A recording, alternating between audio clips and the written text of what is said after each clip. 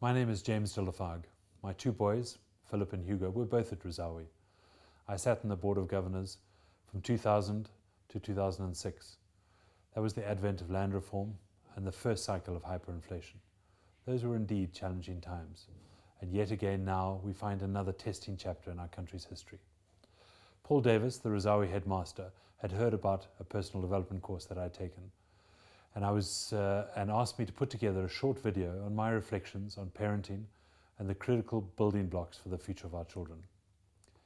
When I ask friends or colleagues or participants on the course what their major challenges and worries are, top of the list are quality and cost of education, and what does the future hold for our children, and how can I best prepare them for an uncertain world. Now, the last 10 weeks of lockdown have given us plenty of time to reflect on family relationships, our values, and the critical role of parents. My ideal is to use the current disruptive change of COVID-19 to work out what you can proactively do as parents to respond to some of these challenges. At the end of the day, I work firmly on the basis that we control more than we think we do. And this is easily illustrated by the fact that every day, in every circumstances, we've got four choices to make. We have four choices to make: how to respond, how to act, a choice of principle, i.e. how, and a choice of purpose, why. So the first thing to do is to congratulate yourself on digging deep and investing in the best education you can afford in this country. It is very likely that your parents made the same sacrifices and imparted the same values and priorities on you. In the cycle of life, your children will in turn repay you by honoring the same commitment to the following generation, and so our civilization survives and perhaps even advances. Now, education is only one dimension. Your responsibility as a parent does not end there. There are a series of non-classroom or sports field developments which are the critical domain of parents. To try and simplify this complex and lifetime task, I use a simple mnemonic of 10 C's for providing supportive yet demanding parenting. Number 1, character, the importance of character. Now, this starts with an appreciation and agreement by both the parents and the child, evidently when age appropriate, of what constitutes good character. And I would start with 4 broad groupings of integrity, service, humility, and excellence, and then fan out from there. Now, no one is born with good or bad character, and so it can therefore be developed. But you need to have the right growth mindset. So the question is how?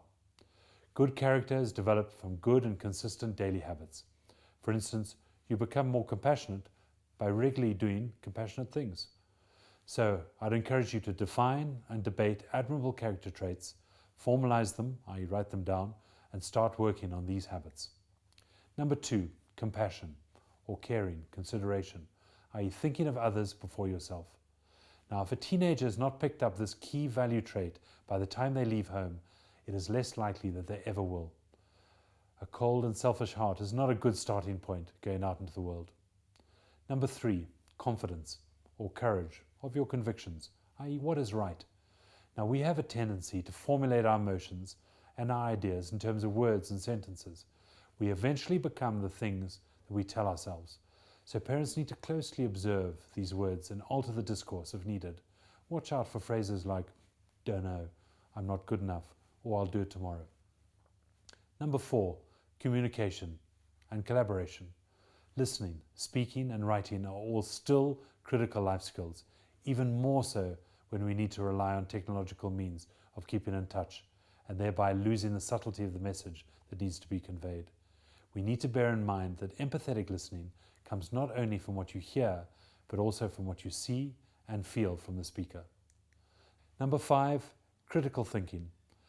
Thinking through the logic of an argument and defending your point of view. There are practical ways of encouraging critical thinking, and these could include open-ended questions that beg a reply. Help children develop and query assumptions used, and challenge them on facts. Notably, giving them a responsibility to filter false news and have opinions on topical subjects like coronavirus. Number 6, creativity.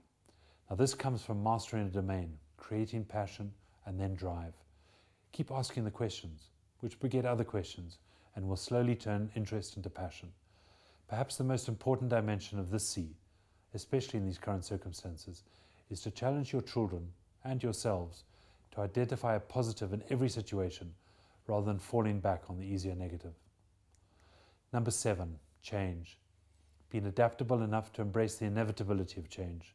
Some change is necessary to keep ourselves constantly reviewing and adapting.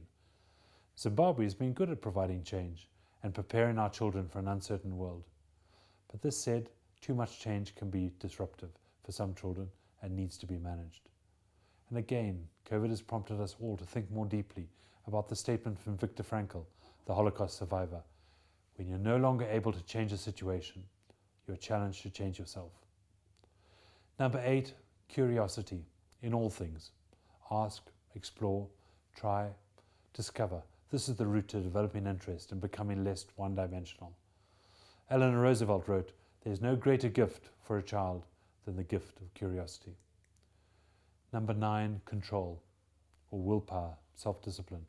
Now there's ample evidence that there's a direct link between children who can demonstrate early willpower and ability to be patient and delay gratification and success in later years. And finally, 10, childhood. Children derive many of their views of the world and behaviors from their parents. So the childhood years are essential to set the right frame of reference and guidelines. This can cover control and demonstrations of anger, racism, fidelity, communication, and lawfulness. So set the best example you can so this dimension does not unduly weigh a child down in later years.